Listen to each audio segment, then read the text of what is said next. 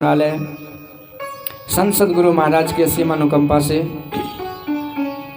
परम मंगलमय श्रीमद् भागवत महापुराण कथा सप्ताह ज्ञान यज्ञ पुण्यवती माता जी बिंदु देवी के पुण्य स्मृति में उन्हीं के शुभ संकल्प से यह कथा हो रही है। इस कथा ज्ञान यज्ञ में पधारे समस्त धर्म प्रेमी सज्जनों, माताओं तथा बहनों, आप सबों को इस व्यास मंच की ओर से कोटि कोटि सह नमन। आइए हम लोग कथा के दूसरे दिन में प्रवेश करें। कल हम लोगों ने भागवत के महात्म को सुना था। श्री सूत जी महाराज कहते हैं यह भागवत महापुराण देवताओं को भी दुर्लभ है, यह कथा देव दुर्लभ। दूसरी बात, ये कथा के सुनने से भक्ति महारानी के दोनों पुत्र ज्ञान और वैराग दोनों स्वस्थ हो जाते हैं और भक्ति माँ प्रसन्न होकर के नाचने लगती है। मैं कल जो प्रसंग को रोका था वह था कि सनकादिक ऋषि को नारद जी से भेंट हुई। सनकादिक ऋषि बद्री विशाल में तप कर रहे थे, सत्संग कर रहे थे, तो वहीं पर नारद जी आते हैं। नारद जी के चेहरे पर उदासी झलक रहा था।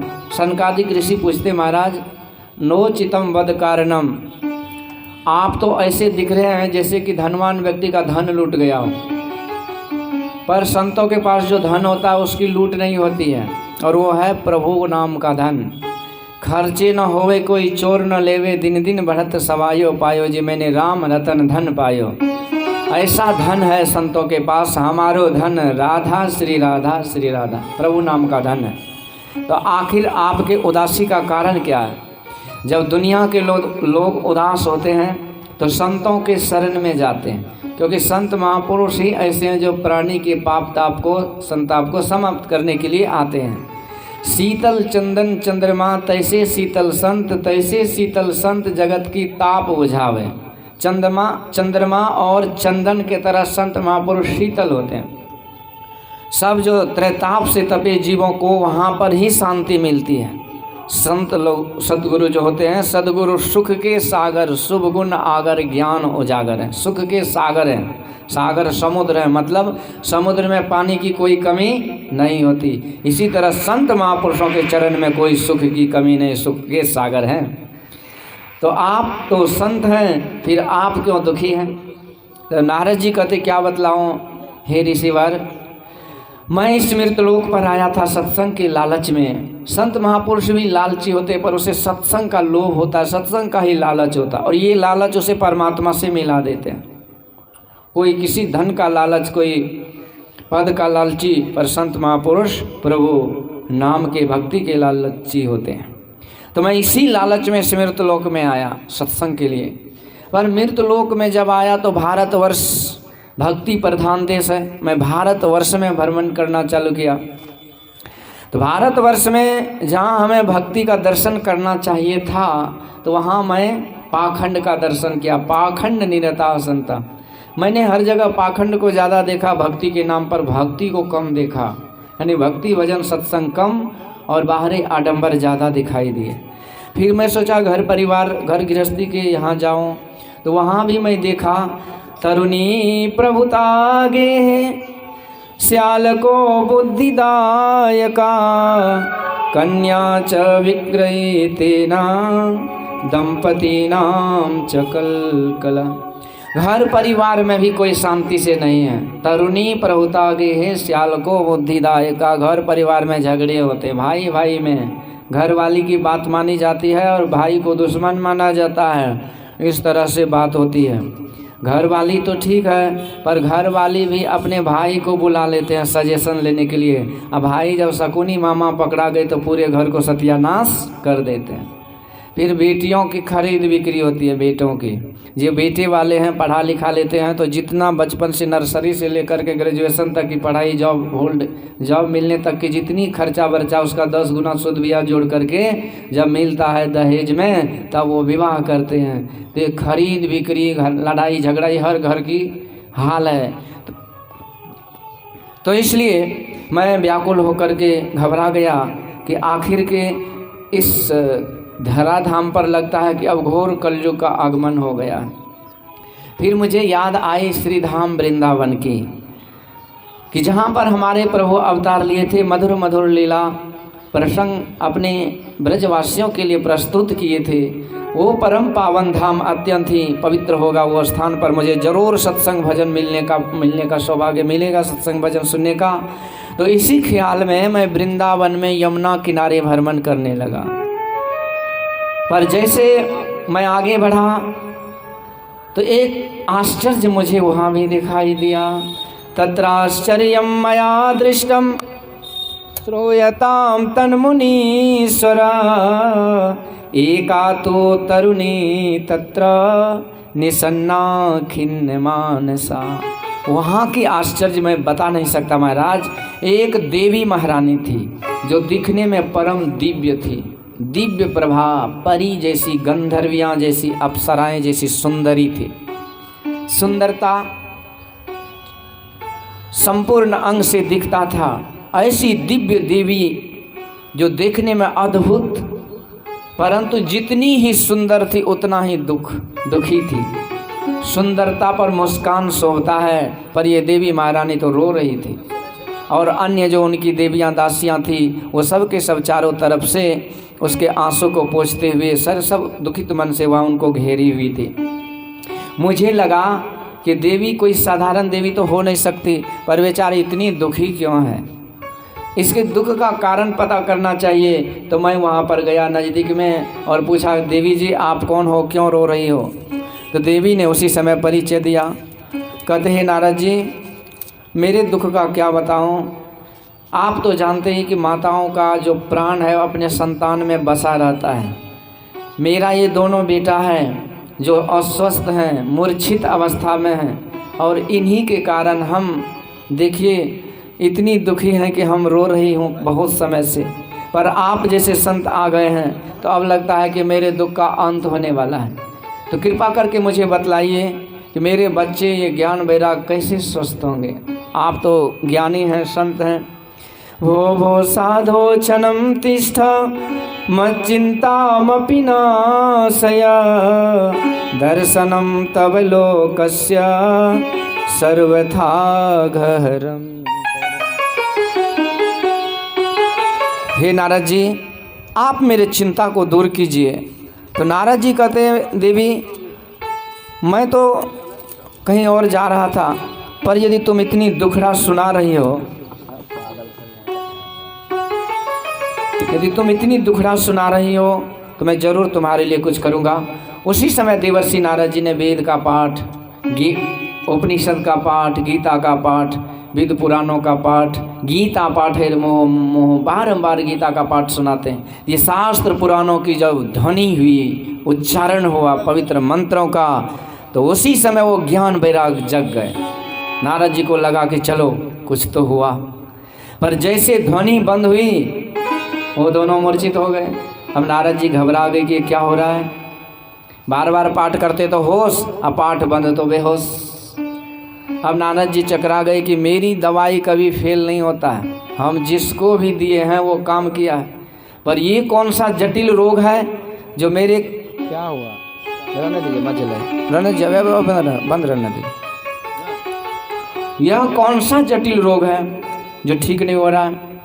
घबरा गए, प्रभु को याद करते हैं। देखिए आज भी ये प्रसिद्ध है लोग संसार में कि बड़े बड़े डॉक्टर के पास जाइए, वो पूरा अपना दिमाग लगाते हैं, जो भी अनुभव है उस आधार पर वो दवाई देने का प्रयास करते हैं, और जब बाद में कहीं से कोई सफल नहीं हो पाते हैं तो बाद में कहते दवाई तो खाइए, पर प्रभु की जब कृपा होगी तो ठीक भी हो जाएगा, बाकी ये किसी के बस की नहीं है। मतलब आपने अभी तक इतनी डिग्री लिए, इतनी पढ़ाई किए, इतने हाईएस्ट लेवल की मेडिकल विभाग में आपका अनुभव है, फिर भी बाद में क्या कहते हैं कि जब भगवान चाह लेंगे तो हो जाएगा।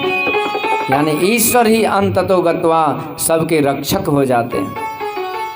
यही नारद जी आज हारे को हरि नाम प्रभु का ध्यान करते कि हे प्रभु इस दुख का निवारण कैसे होगा।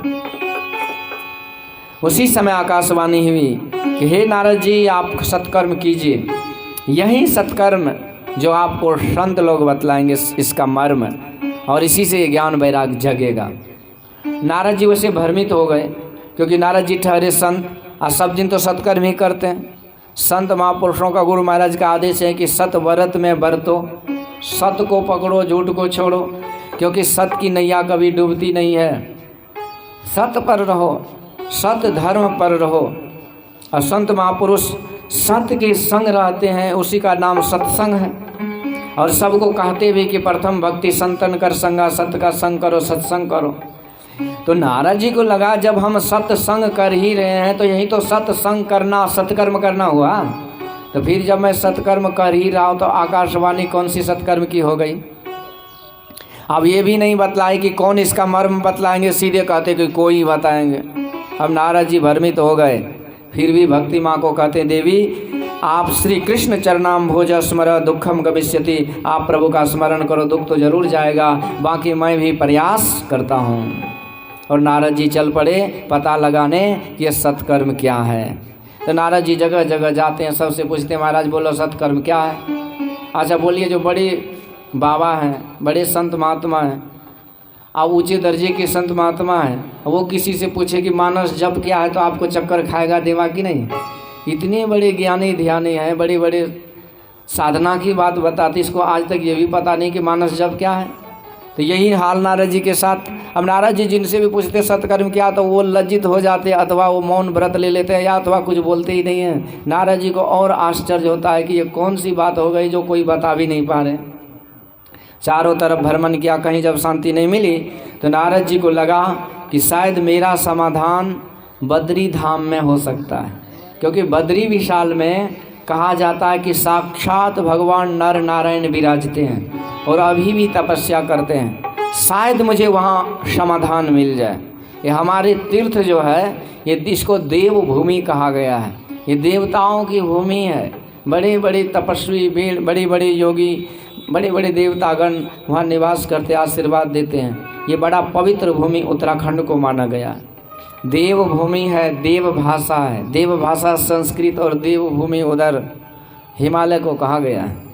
तो ऐसे नारद जी को लगा इसी देव भूमि में मेरा समाधान हो सकता है। तो बद्री विशाल की ओर प्रस्थान किए, जा रहे थे, अचानक रास्ते में वही चारों ऋषि से भेंट हो गई। बोलिए संत भगवान की। तो यही सनकादिक ऋषि से नारद जी कहते, भैया मैं भ्रमण के क्रम में वो भक्ति मैया से मेरी भेंट हुई, और उनका दुख यही था कि उनके बेटे अस्वस्थ बीमार थे, और इस कारण से मैं भ्रमण कर रहा हूँ पता लगाने सत्य का, इस चीज़ का कि वह सत्कर्म क्या है। तो आप तो चारों भाई मिल गए, मैं तो 2 के खोज में था, पर प्रभु की कृपा से 4 मिल गए। कहाँ नर नारायण भगवान की खोज में था, आज 4 ऋषि मिल गए। तो आप ही लोग बतलाइए कृपा करके कि वह सत्कर्म क्या है, क्योंकि वही मेरे दुख का कारण है। सनकादिक ऋषि बड़े आश्चर्यचकित हुए, मुस्कुराने लगे। कहते नारद जी, ये तो ऐसे हो गया जैसे पूरी रामायण पढ़ लिया कोई और उसे पता नहीं कि जानकी मैया किसकी बेटी है, अथवा पूरा रामायण पढ़ लिए, सुन लिए, और ये पता नहीं चला कि राक्षस राम था कि रावण था। इसका मतलब क्या हुआ? एक माता जी थी, एक जगह नवाह पारायण रामायण हो रहा था, खूब भाव भक्ति से रामायण को सुनती रही, और जो पंडित जी बाँच रहे थे कथा, उनको लगा कि सबसे बढ़िया श्रोता यही माता जी लग रही है, क्योंकि बड़ी भक्ति भाव से कथा सुन रही है। तो अंतिम दिन वो उनको बुलाए धन्यवाद देने के लिए कि आपने बड़े प्रेम से कथा को सुना। कहते माता जी, मैं देख रहा हूँ कि 8-9 दिन से तुम बड़ी भक्ति भाव से कथा को सुन रही हो। हाँ, तुम्हारे अंदर लगता है सबरी माँ की सबरी माँ जैसी भक्ति है। वो माता जी कहती है कि बाबा बात तो ठीक है बोल रहे हैं, हम तो सुनती हूँ बड़ी श्रद्धा प्रेम से, लेकिन एक भरम हो गया है। बाबा महाराज कहते कौन सा भरम? माता जी कहती भरम यही है कि हमको इस समझ में नहीं आया कि राक्षस राम था कि रावण। अब तो पंडित जी का माथा खराब। कहते सुनो, राक्षस न राम था न रावण, तब एक राक्षस तू, एक राक्षस मैं। एक हम जो 9 दिन बकते रहे समझा नहीं पाए, और एक तू जो 9 दिन सुनती रही समझ नहीं पाई। तो कहने का मतलब कि सनकादिक ऋषि कहते महाराज, ये आप कोई इतनी छोटी सी बात पता नहीं कि सत्कर्म क्या है, तो बड़ी आश्चर्य की बात हो गई। अरे सत्कर्म यही है जो हम लोग कर रहे हैं। दुनिया में बाकी कुछ भी सत्य नहीं है। उमा कहो निज अनुभव अपना, सत्य हरि भजन जगत सब सपना। सत्य यही है और सबको स्वीकार करना पड़ता है। कितनों बड़ा नास्तिक हो, और जब किसी की अर्थी में वो भाग लेते हैं तो उसे बोलने पर विवश कर देते हैं वो परिस्थिति की राम नाम सत्य है सबका यही गत। सब बोलते हैं सत्य तो है, एक न एक दिन ये पता चलेगा, या अभी चल जाए तो अच्छा है कि प्रभु का नाम, सत्संग, भजन, कीर्तन, ये शुभ कर्म यही सत्कर्म है। तो यही सत्संग ही शास्त्रों में संतों ने कहा यही असली सत्कर्म है। इसी में जो लगे रहते हैं उसका कल्याण होता है। नारद जी भी तो ज्ञानी थे। नारद जी कहते महाराज ये तो ठीक है कि ये सत्संग को आप सत्कर्म कह दिए, पर ये सत्संग आई कहाँ से? ये सत्संग आते कहाँ से हैं? हम जो आप जो कोई भी जो वक्ता हैं जो प्रवचन करते हैं कहाँ से करते हैं?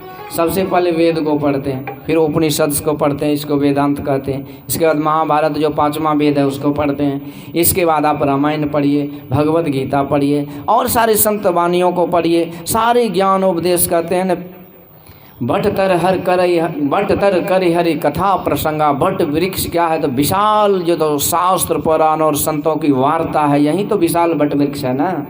तो इसी के अंदर में रह करके कथा प्रसंग किया जाता है। यानी इन सारे शास्त्र पुराणों का माध्यम लेकर के, सहारा लेकर के, उनका संकेत लेकर के और तब जाकर के उपदेश किया जाता है। इसी का नाम तो सत्संग है।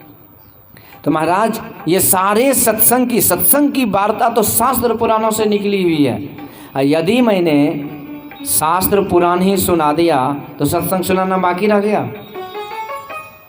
तो नारद जी का सनकादि कहते हैं अच्छा सुनो, आम के वृक्ष से आम का फल उससे जूस बनाते हैं, अब जूस को पीते हैं। अब कोई कहे कि आम के छिलका, आम के गाछ के छिलका का चूरन बना के घोर के पियो तो आम के जूस का आनंद आएगा? क्यों नहीं आएगा? जब आम से ही फल हुआ तो आमे को पियो, छिलका को। कहते आम के गाछ से आम का फल आता है, परंतु जो लाभ आम के फल से होगा वो आम के गाछ से, उसके छिलका के चूरन से नहीं होगा। इसी तरह से सत्संग की वाणी, सत्संग की वार्ता ये शास्त्र पुराण से निकली हुई है, परंतु जो लाभ सत्संग से होगा वो केवल वेद वेदांत के पाठ से नहीं होगा। लाभ होगा क्योंकि वेद वाणी है, ये वाणी पवित्र करती है। आप पूजा करते हैं तो पवित्रीकरण मंत्र देते हैं, इससे लाभ तो होता है, पर इसको गहराई से समझिए तो ज़्यादा लाभ होगा। अब हाथ में जल लेते तो क्या पढ़ते हैं? ओम अपवित्र पवित्रो व सर्वावस्थाम गतो विवाह स्मरेत पुंडरीकाक्षम सभायाभ्यंतरो शुचि, जल छिड़क लीजिए। पर आज तक न जजमान पंडित जी से पूछा है, न पंडित जी जजमान को बताया है कि भाई ये क्या पढ़ दिया उससे क्या हो गया, बोल दिए तो छिड़क लिए। पर ये मंत्र का अर्थ होता है ओम अपवित्र पवित्रो वा, कहते अपवित्र हैं या पवित्र हैं, सर्वावस्था में गतो विवा, किसी अवस्था में आप हैं, यदि भगवान पुंडरीकाक्ष का आप नाम जप करते हैं तो आपको भीतर बाहर से ये नाम शुद्ध कर देता है। तो वैदिक मंत्र के द्वारा हम अपने आप को अंतर बाहर शुद्ध करते हैं, क्योंकि ये वेद वाणी है, ये देव वाणी है। इसीलिए किसी भी पूजा पाठ में जब मंत्र उच्चारण होता है तो उसको शुद्ध माना जाता है, पवित्र वाणी। पर यदि आपको निश्चित रूप से सच्चे माने में शुद्ध होना है तो उस श्लोक के अर्थ को अपने जीवन में उतारिए और उसको कीजिए, तब आप सही माने में शुद्ध हो सकते हैं। अति पावन गुरु मंत्र मन ही मन जाप जपो। अति पावन जो मंत्र है उसको जपते हैं तो वो जो मंत्र पढ़ करके जल छिड़क दिए तब वो हकीकत में काम करता है। ये तो हो गया कि आप बीज लीजिए, खेत में लगाइए, फसल होगा, रोटी बनाइए, खाइए, पेट भरेगा।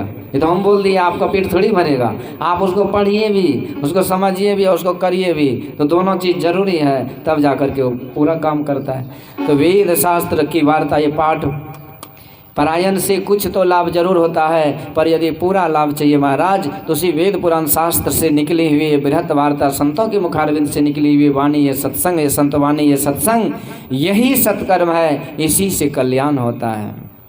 बहुत तरीके से नारद जी को समझाया गया। यहाँ पर दूसरा उदाहरण दिया, कहते हैं नारद जी सुनिए, दूध से हम लोग घी निकालते हैं और घी से पूड़ी छानते हैं। अच्छा, घी से पूड़ी छानते हैं घी से पकोड़ा बना लेते हैं, घी से बहुत कुछ कर लेते हैं। तो जो काम घी करेगा वो दूध करेगा, पर दूध से ही घी निकला तो दूध क्यों नहीं करेगा? दूध में घी है, पर जो काम घी करेगा वो दूध नहीं करेगा। इसी तरह ये सत्संग की वार्ता शास्त्र पुराण में है, पर जो काम सत्संग करेगा वो शास्त्र पुराण नहीं कर सकता। भाग्योदयेन बहुजन्म समर्जितेन सत्संगमं च लभते पुरुषो यदा वै अज्ञान हेतु कृत मोह मदांधकार नाशं विधाय हि तददो दयति विवेकः। कहते हैं नारद जी, हे सनकादिक ऋषि, आज मेरा भाग्य उदय हो गया कि आप जैसे संतों का दर्शन हुआ। आज मेरा भ्रम जाता रहा, आज तक मैं इसी भ्रम में था कि सत्कर्म कुछ और है और सत्संग कुछ और है। आज मुझे ये सत्संग में विश्वास हुआ कि सारे समस्याओं का समाधान ये सत्संग है। ये सत्संग इसीलिए संतों ने इस पर बहुत जोर दिया है, बहुत महिमा गाई गई है सत्संग की। गुरु महाराज कहते मेरी श्वास है सत्संग, कोई श्वास के बिना नहीं रह सकता, तो मैं भी सत्संग के बिना नहीं। जहाँ रहो सत्संग करो। बाबा साहब बड़े, गुरु महाराज अपने प्रवचन में संस्मरण में कहते हैं कि बाबा साहब बड़े निराले थे, कहीं मंदिर नहीं बनाए, वो जहाँ रहते थे वहीं सत्संग घर हो जाता था और बड़ा गजब का सत्संग होता था। तो ये सत्संग की बड़ी महिमा आज ये प्रैक्टिकल रूप में आज देवर्षि नारद जी को ये ज्ञान हुआ। तो कहते हैं प्रभु आप ही कृपा करके ऐसे ज्ञानी हमें कहाँ मिलेंगे, आप ही कृपा करके वो भक्ति मैया ज्ञान वैराग्य के निमित्त सत्संग कर दीजिए ताकि उसका कल्याण हो जाए। तब सनकादिक ऋषि तैयार हुए और यहाँ पर स्थान तो बतलाए, पर व्यवस्था नारद जी करते हैं। हरिद्वार का गंगा द्वार समीपे तो तटमानंद नामकम। कहते जाइए आप हरिद्वार में, गंगा द्वार हरिद्वार में आनंद वन में इसकी व्यवस्था कीजिए और मैं शीघ्र ही आऊँगा और सत्संग वार्ता 7 दिनों की ये कथा सुनाऊँगा। नारद जी दौड़े भागे हरिद्वार को आए और बड़े बड़े ऋषि महर्षि योगी यति तपी सन्यासी जो जंगल में पहाड़ में गुफाओं में कंदराओं में जहाँ तहाँ छिपके साधन भजन में लगे रहते थे, उसको जब सूचना मिली तो सब के सब दौड़े भागे। बड़े बड़े राजा महाराजा जो हरियाणा में राजस्थान आदि में उधर आसपास में थे, सब राजा महाराजा अपने मंत्री परिकर के साथ आते आते चारों तरफ से राजा महाराजाओं की और ऋषि महात्माओं की देखते देखते भारी भीड़ हो गई हरिद्वार में। जय शब्दो नमः शब्द शंख शब्द तथैव च, सब कोई जय जयकार करने लगे, भागवत भगवान की महिमा का बखान करने लगे। और उसी बीच सनकादिक ऋषि का आगमन हुआ, व्यास मंच पर विराजमान हुए और भागवत भगवान की महिमा प्रारंभ कर दिए। सदा सेव्या श्रीमद्भागवती कथा यस्य श्रवण मात्रेण हरिश्चित्तम समाश्रये। सदा सेव्या ये भागवत महापुराण का सेवन सदैव करना चाहिए, सदैव करना चाहिए। ऐसे बखान करने लगे, महिमा को सुनाने लगे। सदैव करना चाहिए मतलब क्या, इसमें बहुत लाभ है, बहुत लाभ है। उसी समय जैसे इसकी महिमा का वर्णन कर ही रहे थे कि उसी समय एक अद्भुत चमत्कार उस श्रोता समुदाय के बीच में हुआ कि भक्ति महारानी अपने दोनों पुत्र ज्ञान वैराग्य के साथ प्रकट हो गए। बोलिए भक्ति महारानी की। और श्री कृष्ण गोविंद हरे मुरारे कह के मंत्र उच्चारण करते हुए गायन करने लगे और नृत्य करने लगे। श्री कृष्ण गोविंद हरे मुरारे, हे नाथ नारायण वासुदेवा। श्री कृष्ण गोविंद हरे मुरारे, हे नाथ नारायण वासुदेवा। श्री कृष्ण गोविंद हरे मुरारे, हे नाथ नारायण वासुदेवा।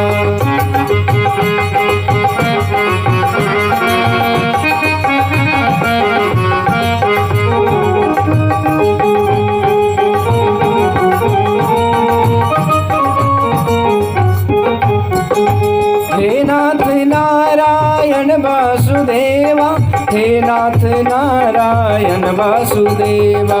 हे नाथ नारायण वासुदेवा, हे नाथ नारायण वासुदेवा। ओ हे नाथ नारायण वासुदेवा, वासुदेवा, हे नाथ नारायण वासुदेवा। हे नाथ नारायण वासुदेवा, हे नाथ नारायण वासुदेवा। श्री कृष्ण गोविंद हरे मुरारे, हे नाथ नारायण वासुदेवा। श्री कृष्ण गोविंद हरे मुरारी, हे नाथ नारायण वासुदेवा। श्री कृष्ण गोविंद हरे मुरारे, हे नाथ नारायण वासुदेवा। श्री कृष्ण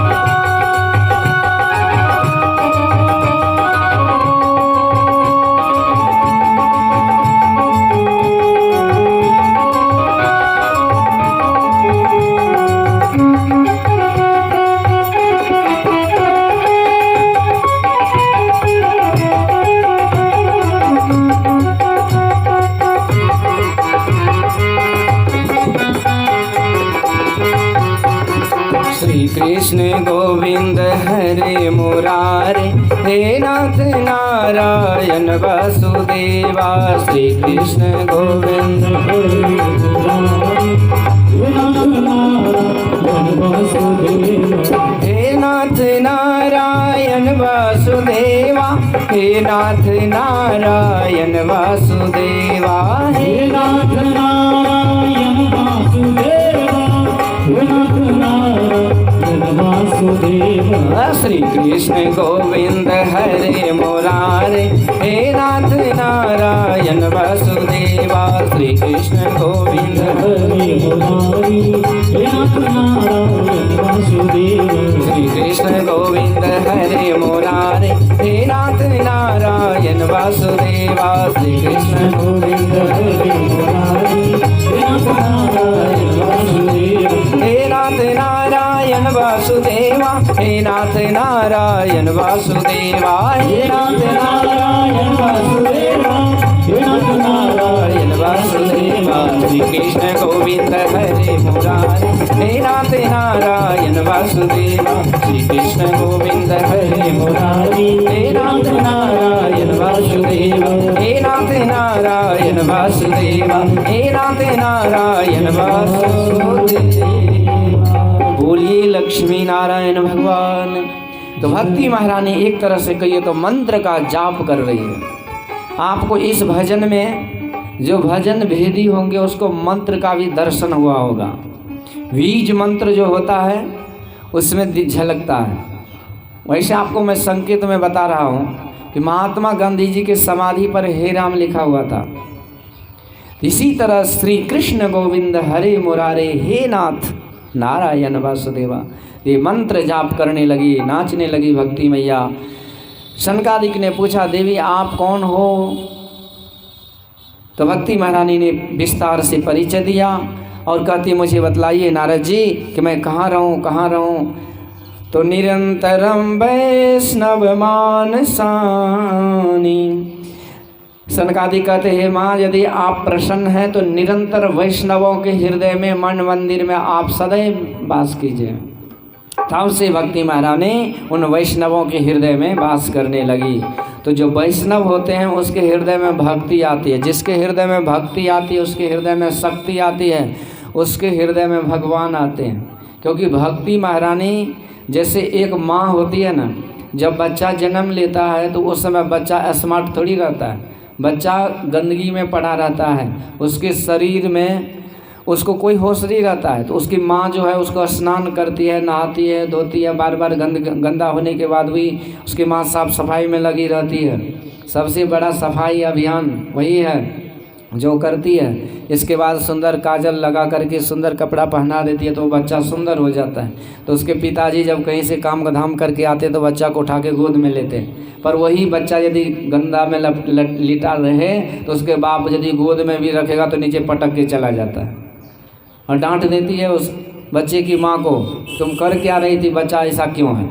वो साफ नहीं कर सकता है पर गोद में जरूर उठा सकता है। तो यही है भक्ति महारानी, हम उनके संतान हैं। भक्ति महारानी जब हमारे पास रहेगी तो हमको सब तरह से साफ कर देती है, शुद्ध कर देती है और ऐसा आकर्षक बना देती है कि साक्षात परमात्मा हमको गोद में उठा लेते हैं।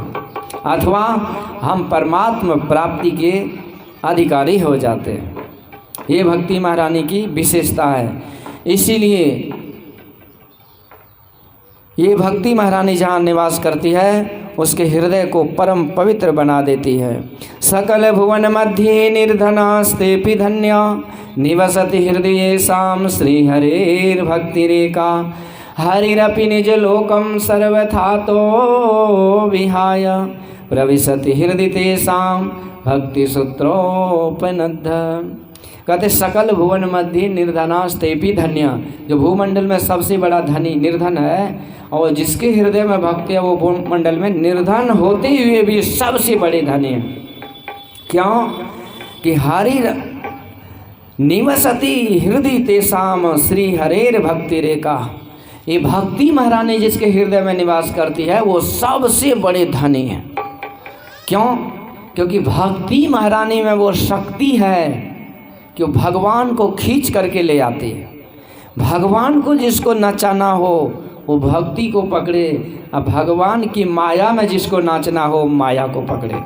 ये दोनों भगवान की ही दासी है, महारानी भक्ति और माया देवी। पर माया को जो पकड़ते हैं वो भगवान की माया उसे नचा देती है, और जो भक्ति को पकड़ते तो भक्ति महारानी के प्रभाव से भगवान ही नाचते।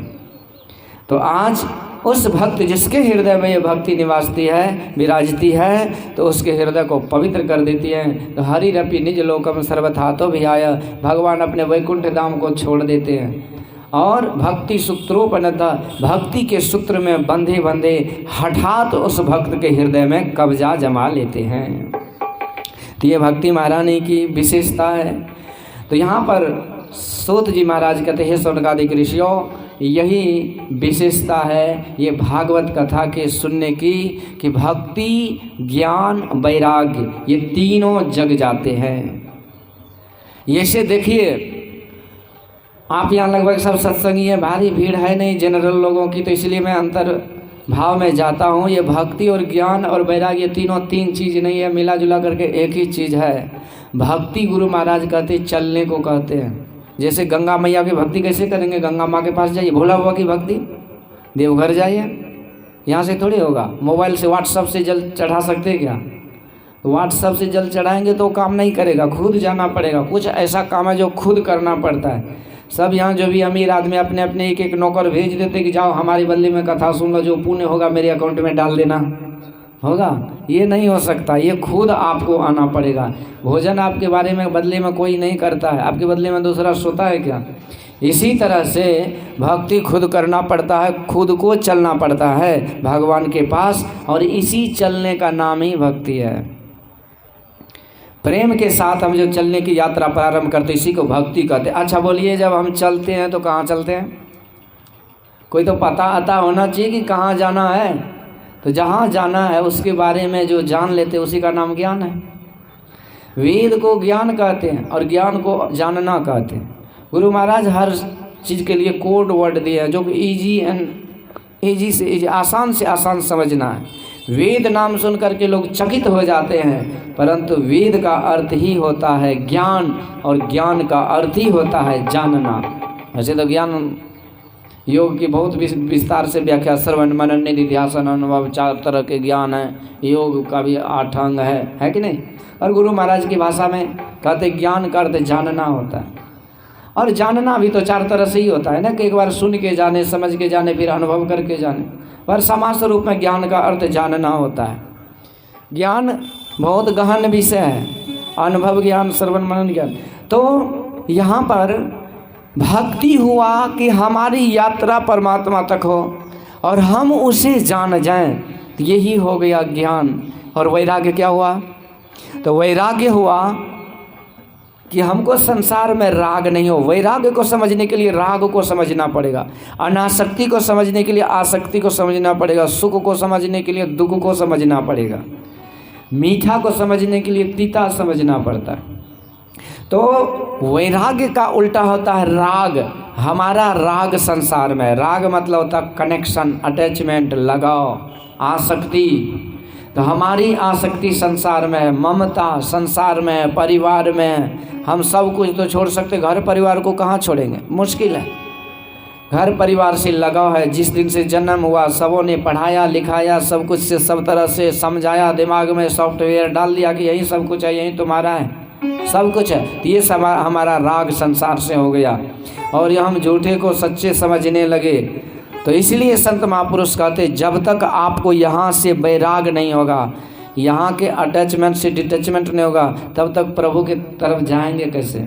मान लीजिए हमने नदी के उस पार जाने का ठान लिया, नाव पर बैठ गया, हमको कहाँ जाना ये भी पता हो गया और हम नाव को चलाने भी लगे, तब तो चले जाना चाहिए उस पार। लेकिन नहीं, यदि नाव की रस्सी किनारे में बंधी हुई तो आप चलाते रहिए, क्या फ़र्क पड़ता। आप कितनों जानते हैं तो क्या फ़र्क पड़ता। आप जान भी रहे कि उस पार में सब कुछ है, आप जान भी रहे कि बिना पुरुषार्थ का हम जा भी नहीं सकते, तो पुरुषार्थ भी कर रहे हैं, उस पार के बारे में आइडिया भी है, नाव भी मिल गया, लेकिन उधर रस्सी बंधी है तो क्या होगा। तो इसी का नाम है वैराग। उस रस्सी को खोलेंगे तब हमारी यात्रा कर्म कर्म से होगी। तो मिला जुला करके मुक्ति के मार्ग पर चलने के लिए तीनों चीज़ की आवश्यकता होती है। यहाँ भक्ति माँ दुखी इसीलिए है कि उनके दोनों बेटा मूर्छित है। आज भक्ति पूरी इसीलिए नहीं होती है क्योंकि हमारे पास न ज्ञान है न वैराग। तो भक्ति इसी को ज्ञान वैराग कोई अन्य स्थान पर आँख का गया। ज्ञान वैराग नयन उर्गारी मरमी सज्जन सुमति कुदारी। तो ये ज्ञान और वैराग्य आँख है, इसी के द्वारा हम आप आँख से देखेंगे तब तो आगे बढ़ेंगे। इसी तरह जब तक हमको ईश्वर का ज्ञान नहीं होगा, जब तक हमारा मन संसार से हट करके उस प्रभु में नहीं लगेगा, तब तक भक्ति नहीं होगी। तो ये तीनों चीज़ वैसे कहने को तीन है पर है एक है। तो इसी चीज़ ये तीनों चीज़ एक साथ स्पुष्ट होते हैं हमारे में और हमें धीरे धीरे ज्ञान की भी प्राप्ति होती है, संसार से वैराग भी होता है और उस प्रभु में हमारी भक्ति भी बढ़ती है। यही विशेषता है इस भागवत की। बोलिए भागवत भगवान की जय। ये भागवत इसी उद्देश्य से होता है कि हमको उस परम प्रभु परमात्मा का ज्ञान हो जाए, वैराग्य हो जाए और उसकी हम भक्ति करें। अब सनकादिक ऋषि ने पूछा गुरुदेव, तो ये तो भक्ति की महिमा है, मैं समझ गया कि भक्ति माँ का दुख दूर हो गया, पर कृपा करके बतलाइए कि और भी किसी को लाभ होता है क्या इस भक्ति से। के विशुद्ध्यन्ति वदन्तु मह्यम, कौन कौन विशुद्ध होते हैं ये मुझे विस्तार से सुनाइए। तब यहाँ पर सनकादिक ऋषि ने एक रोचक कथा सुनाते हैं। कहते राजन, कहते ऋषिवर, आप इसे ध्यानपूर्वक सुनेंगे तो आपको बड़ा लाभ होगा और इस कथा के सुनने से पापों का क्षय भी होता है, पापों का खात्मा होता है। लीला सगुन जो कही बखानी, असोई स्वच्छता करई मल हानि। मल यानी मैल को धोता है ये सगुन लीला। इसलिए रघुपति भगति जो है दोसरी रति मम कथा प्रसंगा। कथा प्रसंग से मैं रति करना चाहिए, प्रेम करना चाहिए, जिससे पापों का क्षय होता है, ये मन के मैल को धोता है। अत्र ते कीर्तिश्यामा इतिहासं पुरातनम, यस्य श्रवण मात्रेण पापहानि प्रजायते। अब मैं आपको एक सच्ची इतिहास सुनाता हूँ जिसके सुनने से पापों का क्षय हो जाता है। तुंगभद्रा नदी के तट पर एक पंडित जी रहते थे, नाम था आत्मदेव। बड़े धर्मात्मा थे, बड़े ही ज्ञानी थे और शुभ कर्म करते थे, पूजा पाठ अनुष्ठान यज्ञ जप तप आदि के द्वारा जो जीविकोपार्जन होता था उसी से अपना जीवन जीविका चलाते थे और बड़े नेम टेम व्रत उपवास के साथ अपना जीवन जीते हुए अपना जीवन की नैया को खेप रहे थे, अथवा कहिए कि जीवन की गाड़ी में वो चल रहे थे। बड़े सुंदर तरीके से उसका जीवन चल रहा था, पर संजोग से उसकी जो पत्नी कहीं हुई तो पत्नी बड़ी नटखट स्वभाव की थी। उसकी पत्नी लड़ाई झगड़ा करने में बहुत आगे रहती थी। तो पंडित जी जितने सीधे साधे भोले भाले थे, ठीक उसके विपरीत उसकी घरवाली एक नंबर की झगड़ालू थी। अब घरवाली की गाली गलौज आचरण व्यवहार से आत्मदेव बड़े दुखी रहने लगे और इससे भी ज़्यादा दुर्भाग्य इस बात की कि उसको कोई संतान नहीं था। तो एक तो घरवाली का व्यवहार और दूसरा कोई संतान नहीं और तीसरे लोग ताने बाने मारते थे। गांव समाज के लोग अपने सुख से उतने सुखी नहीं होते हैं, तो अपने दुख से उतने दुखी नहीं होते जितने कि दूसरे के सुख से दुखी हो जाते हैं। हम लोगों को अपने तरफ कम झलकता है, पर दूसरों के दोष और दूसरों की बुराई और दूसरों के अवगुण को हम दिन रात गिनते रहते हैं उंगली पर बैठा बैठा कर। तो ये लोग अपने तो जीते हैं कैसे वो मत पूछिए, लेकिन दूसरे को जीने में बड़ा मुश्किल कर देते हैं। आज कोई परेशानी होती है तो उसका कारण होता है कि हम सोचते हैं कि बगल वाले क्या कहेंगे। तो आज वैसे विचार करके देखिए तो ये हमारा सोच गलत है कि बगल वाले क्या कहेंगे।